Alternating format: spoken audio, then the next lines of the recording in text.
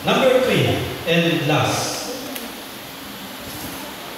Ito, medyo tayo ito.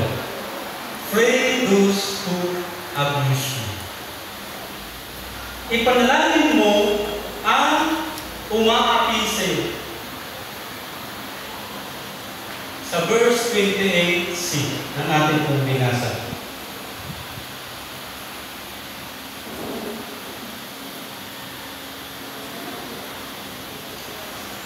Ipanalangin mo ang umaapi sa iyo. Sige. Ganito. Hindi po lahat maaaring nananalangin pagdating sa sabi dyan, yung mga umaabuso.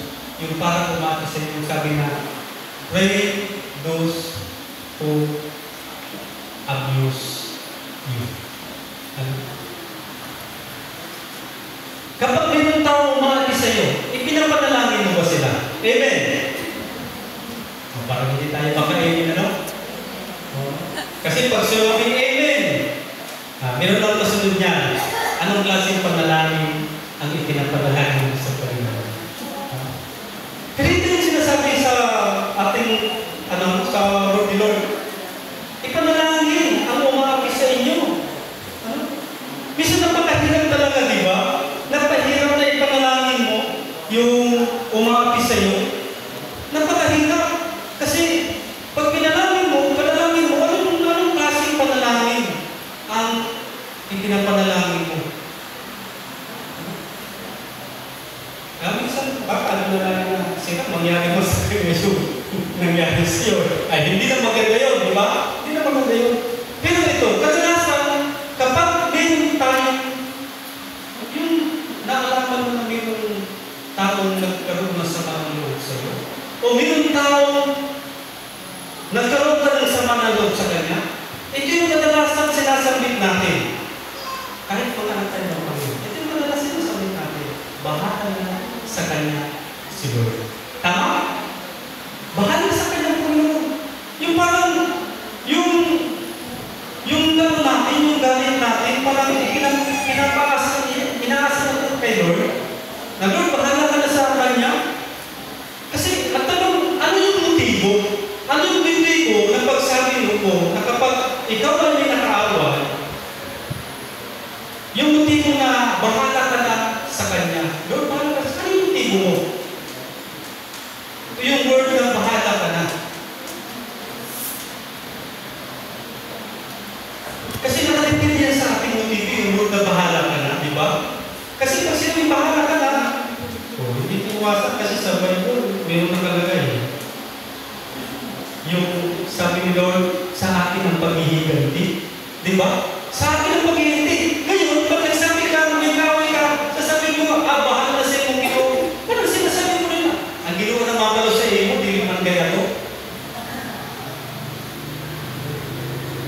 As a believer, sa akin kasi parang hindi maganda yung bahala sa iyo si Lord. Lalo ko nababasa mo tuloy, lagi yung word na sa akin ang paghihiganti. Hindi maganda yun. Di ba?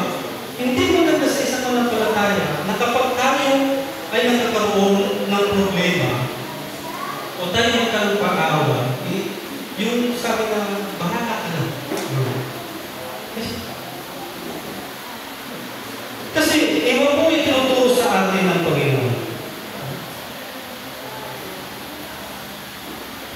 Sabihin na natin sa dito, sabihin na natin na wala tayong motibo sa pagsasabing bahala na ang Diyos doon sa taong nangaapi umapi sa iyo o gumawa siya ng kasalanan, pero sabi dito, iba ang itinuturo sa atin ng Panginoon.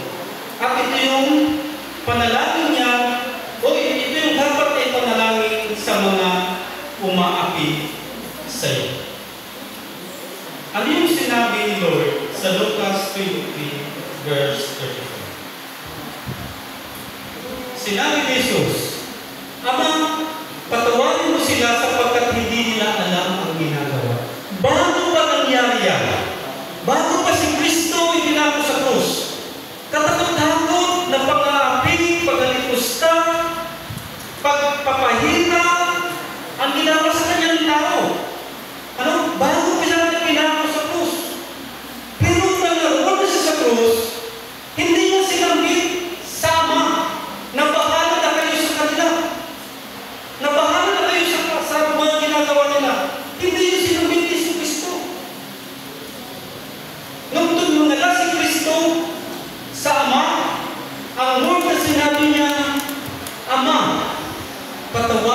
sila sapagkat hindi nila alam ang kanilang ginagawa.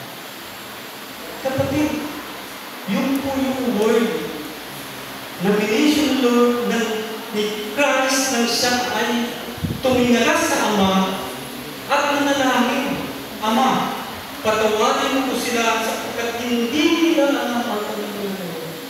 At yun dapat na lumabas sa ating mga bibig. Na kapag tayo ay inaapi, inaabuso ng mga tao, o umaaway sa atin. Lord, patawarin mo sila sapagkat hindi nila alam ang kanilang ginagawa. At nasabi din po yan Esteban. Alam po yung mga anak nung first Sunday na yan.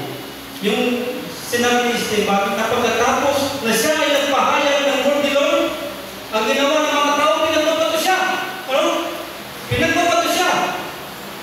At bago pa siya namatay, sa Gawa chapter 7 verse 8. Bago pa siya nalagatan ng hininga, ito yung panalangin ni Esteban doon sa Ama para sa mga tao bumato sa Kanya. Panginoon, huwag po silang papanagutin sa kasalanan ito. Hindi sinabi ni Esteban ng Panginoon, bahala na kayo sa Kanya. Bakit po sinabi ng friend, bakit po sinabi ng friend those who abuse you? Kasi yung ginawa, pagpapakamihin natin, yung ginawa ng Panginoon Kristo at Esteban, hanggang sa paghulihan nilang hininga, ay pinapakita pa rin nila yung pag-ibig sa kanilang kaaway. O pag-ibig sa kanilang kapwa.